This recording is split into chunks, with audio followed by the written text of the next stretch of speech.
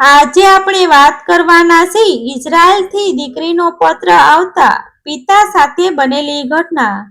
વર્ષો પહેલા ગુજરાતના એક નાના ગામમાં શાંતિલાલ નામના વૃદ્ધ રહેતા હતા। પત્નીના અવસાન પછી તેમનું આખું જીવન જાણે સૂનું બની ગયું હતું। ઘરના દરેક ખૂણે પત્નીની યાદો જીવતી હતી। સવારની ચા પીતા હોય કે સાંજે આંગણામાં બેઠા હોય, દરેક ક્ષણે તેમની પત્નીની ખોટ અનુભવાતી। તેમની એકમાત્ર દીકરી આરતી લગ્ન પછી પોતાના પતિ સાથે ઇઝરાયલમાં સ્થાયી થઈ ગઈ હતી। શરૂઆતના દિવસોમાં આરતી દરરોજ પિતાને વાત કરતી। એક દિવસ પણ એવો ન જતો કે પિતાની ખબર ન પૂછે, પરંતુ સમય જતા જીવનની જવાબદારીઓ વધી ગઈ। કામનો બોજ, ઘરનું સંચાલન અને દરેક પરિસ્થિતિઓ વચ્ચે વાતચીતનું અંતર વધી ગયું। શાંતિલાલ દરરોજ મોબાઈલ હાથમાં લઈને બેસી રહેતા। જ્યારે પણ ઘંટડી વાગે ત્યારે તેમને લાગતું કે કદાચ દીકરીનો ફોન હશે, પરંતુ ઘણીવાર નિરાશા જ હાથમાં લાગતી। ગામના લોકો પણ પોતાની રીતે વાતો કરતા। કોઈ કહે વિદેશ ગયેલા લોકો પાછા ક્યાં યાદ કરે છે, તો કોઈ કહે હવે દીકરીને પોતાનું ઘર પરિવાર જ બધું લાગે છે। આવી વાતો સાંભળીને શાંતિલાલના હૃદયમાં દુઃખ તો થતું, પરંતુ તેઓ એક જ વાત કહેતા, મારી દીકરી એવી નથી, કોઈ કારણ હશે। દિવસો અઠવાડિયામાં અને અઠવાડિયા મહિનામાં બદલાઈ ગયા। આરતીનો કોઈ ફોન આવ્યો નહીં, કોઈ સંદેશો પણ નહીં। શાંતિલાલે ઘણી વખત ફોન કરવાનો પ્રયત્ન કર્યો, પરંતુ દરેક વખતે જવાબ મળતો નહીં। હવે તેમની ચિંતા દિવસે ને દિવસે વધવા લાગી। રાત્રે ઊંઘ આવતી નહીં। તેઓ ભગવાન સામે દીવો પ્રગટાવીને માત્ર એટલી જ પ્રાર્થના કરતા કે તેમની દીકરી સુખી અને સલામત હોય। એક સાંજે તેઓ ઘરના ઓટલા પર બેઠા હતા, ત્યારે અચાનક તેમનો મોબાઈલ વાગ્યો। અજાણ્યો નંબર હતો। ધબકારા વધી ગયા। કપતા હાથે તેમણે ફોન ઉપાડ્યો। સામે એક શાંત અવાજમાં ગુજરાતી બોલતી મહિલા હતી। તેણે પોતાનો પરિચય આપતા કહ્યું કે તે ઇઝરાયલની એક મોટી હોસ્પિટલમાં સેવા આપતી છે। આટલું સાંભળતા જ શાંતિલાલના ચહેરાનો રંગ ઉડી ગયો। તેમણે ગભરાઈને પૂછ્યું, મારી દીકરી આરતી બરાબર છે ને? થોડા ક્ષણમાં મૌન પછી મહિલાએ કહ્યું, હિંમત રાખો, તમારી દીકરીનો થોડા અઠવાડિયા પહેલા ગંભીર માર્ગ અકસ્માત થયો હતો। આ શબ્દ સાંભળતા જ શાંતિલાલના હાથમાંથી મોબાઈલ સરકી જતો રહ્યો। આંખો સામે અંધારું છવાઈ ગયું। મહિલાએ આગળ કહ્યું કે અકસ્માત એટલો ગંભીર હતો કે આરતી ઘણા દિવસો સુધી બેભાન રહી હતી।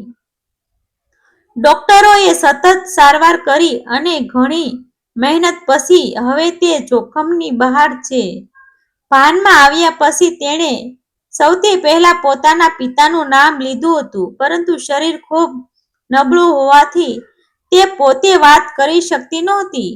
તેથી હોસ્પિટલના કર્મચારીઓએ તેની નોંધમાં રહેલી માહિતીના આધારે ઘણો પ્રયાસ કરીને આખરે શાંતિલાલ સુધી સમાચાર પહોંચાડ્યા હતા। મહિલા એટલું પણ કહેતી છે કે આરતી રોજ એક જ વાત કરે છે, મારા પપ્પાને એકવાર મારી પાસે લઈ આવો, હું તેમને મળ્યા વગર સંપૂર્ણ સાજી નહીં થઈ શકું। શાંતિલાલની આંખોમાંથી આંસુઓની ધારા વહેવા લાગી। તેમને પોતાની ઉપર ગુસ્સો આવવા લાગ્યો કે તેઓ દીકરીને મનમાં કેટલું ખોટું સમજી બેઠા હતા। તેમને લાગતું હતું કે દીકરી તેમને ભૂલી ગઈ છે, જ્યારે હકીકતમાં દીકરી જીવન અને મૃત્યુ વચ્ચે ઝઝૂમી રહી હતી। આખી રાત તેઓ પથારીમાં પડ્યા રહ્યા, પરંતુ ઊંઘ તેમની આંખોથી ઘણા દૂર હતી। સવારે સૂર્ય ઉગે તે પહેલા જ તેઓ ઊભા થઈ ગયા। એક જ નિર્ણય તેના મનમાં સ્પષ્ટ હતો, ગમે તેટલી મુશ્કેલી આવે, ગમે તેટલો ખર્ચ થાય કે ગમે તેટલો સમય લાગે, તેઓ પોતાની દીકરીને મળવા ઇઝરાયલ જરૂર જશે। બીજા જ દિવસથી શાંતિલાલે ઇઝરાયલ જવા માટેની તમામ પ્રક્રિયાની શરૂઆત કરી. ઉંમર વધારે હોવા છતાં તેઓ એક કચેરીથી બીજી કચેરી સુધી દોડતા રહ્યા. જરૂરી દસ્તાવેજો ભેગા કર્યા, ઓળખના પુરાવા તૈયાર કરાવ્યા, પાસપોર્ટની કાર્યવાહી પૂર્ણ કરી, પરવાનગીઓ માટે અરજીઓ કરી. ગામના કેટલાક સારા લોકો પણ તેમની મદદ માટે આગળ આવ્યા. કોઈ ફોર્મ ભરાવી આપતું, કોઈ શહેર સુધી પોતાની ગાડીમાં લઈ જતું, તો કોઈ જરૂરી કાગળોની વ્યવસ્થા કરાવતું. શાંતિલાલ માટે દરેક દિવસ એક પરીક્ષા સમાન હતો. પરંતુ દીકરીને મળવાની આશા તેમને સતત હિંમત આપતી હતી. આ દરમિયાન હોસ્પિટલમાંથી ક્યારેક સમાચાર મળતા કે આરતીની તબિયત ધીમે ધીમે સુધરી રહી છે, પરંતુ તે હજુ પણ પિતાની રાહ જોતી રહી છે. આખરે સતત 3 મહિનાની દોડધામ, પ્રાર્થના અને પ્રયત્નો પછી શાંતિલાલને ઇઝરાયલ જવાની મંજૂરી મળી ગઈ. ટિકિટ હાથમાં આવતા જ તેમની આંખોમાં ફરી એકવાર આંસુ આવી ગયા. ગામના લોકો તેમને વિદાય આપવા બસ સ્ટેન્ડ સુધી આવ્યા. શાંતિલાલે પોતાના ઘરના દરવાજાને છેલ્લીવાર જોયો, પત્નીના ફોટા આગળ માથું નમાવ્યું અને ધીમા અવાજે કહ્યું, "હું અમારી દીકરીને લઈને જ પાછો આવીશ." પછી તેઓ ભારે હૃદયે મુસાફરી પર નીકળી પડ્યા. લાંબી સફર પછી જ્યારે વિમાન ઇઝરાયલની ધરતી પર ઉતર્યું, ત્યારે તેમના હૃદયમાં ધબકારા વધુ તેજ થઈ ગયા. બહાર હોસ્પિટલની ગાડી તેમની રાહ જોઈ રહી હતી. હવે માત્ર થોડા ક્ષણોમાં વર્ષોનો પ્રેમ, મહિનાઓની તરસ અને પિતા-દીકરીની લાગણીઓ એકબીજા સામે ઊભી થવાની હતી. હોસ્પિટલની ગાડી થોડા જ સમયમાં શાંતિલાલને ઇઝરાયલની મોટી હોસ્પિટલમાં મુખ્ય દરવાજા સુધી લઈ આવી. અજાણી ધરતી, અજાણી ભાષા અને અજાણ્યા લોકો વચ્ચે પણ તેમના મનમાં માત્ર એક જ વિચાર હતો, મારી દીકરી ક્યાં હશે? હોસ્પિટલના કર્મચારીઓએ તેમનું ઉષ્માભર્યું સ્વાગત કર્યું અને તેમને ધીમે ધીમે તે ઓરડા તરફ લઈ ગયા, જ્યાં આરતી સારવાર લઈ રહી હતી. શાંતિલાલના પગ કંપી રહ્યા હતા. વર્ષોનું અંતર, છેલ્લા ઘણા મહિનાની ચિંતા અને દીકરીને જોવા માટેની તીવ્ર તરસ તેમની આંખોમાં સ્પષ્ટ દેખાતી હતી. ઓરડાનો દરવાજો ધીમેથી ખુલ્યો. પથારી પર આરતી સૂતી હતી. તેના હાથ પર પટ્ટા બંધાયેલા હતા, માથા પર પણ ઈજાના નિશાન હતા અને ચહેરા પર નબળાઈ સ્પષ્ટ દેખાતી હતી. પરંતુ જેમ જ તેની નજર દરવાજા પાસે ઊભેલા પોતાના પિતા પર પડી, તેમ જ તેની આંખોમાંથી આંસુઓની ધારા વહેવા લાગી. તે ધીમા અવાજે બોલી, "પપ્પા." આ એક શબ્દ સાંભળતા જ શાંતિલાલ પોતાની લાગણીઓ રોકી શક્યા નહીં. તેઓ દોડીને દીકરી પાસે પહોંચ્યા અને તેના માથા પર હાથ ફેરવ્યો. બંને એકબીજાને ભેટીને નાના બાળકની જેમ રડવા લાગ્યા. ઓરડામાં હાજર ડોક્ટરો અને કર્મચારીઓ પણ આ દ્રશ્ય જોઈને ભાવુક થઈ ગયા. ઘણા સમય સુધી કોઈ એક શબ્દ પણ બોલ્યો નહીં. ત્યાં માત્ર પિતા અને દીકરીના પ્રેમના આંસુઓ જ બોલતા હતા. થોડીવાર પછી આરતીએ ધીમે ધીમે આખી ઘટના કહી. અકસ્માતના દિવસે તે પોતાના પિતાને ફોન કરવાની તૈયારીમાં હતી. ઘણા દિવસોથી વાત ન થઈ હોવાથી તેણે નક્કી કર્યું હતું કે આજે ગમે તે થાય, પપ્પા સાથે લાંબી વાત કરવી જ છે. પરંતુ રસ્તામાં એક ભારે વાહન અચાનક સામે આવી ગયું અને ભયાનક અકસ્માત સર્જાયો. ગંભીર ઈજાઓને કારણે તે ઘણા દિવસો સુધી બેભાન રહી. જ્યારે ભાનમાં આવી ત્યારે તેને કંઈ યાદ નહોતું આવતું, પરંતુ થોડા સમય પછી સૌથી પહેલા તેને પોતાના પિતાનો ચહેરો યાદ આવ્યો.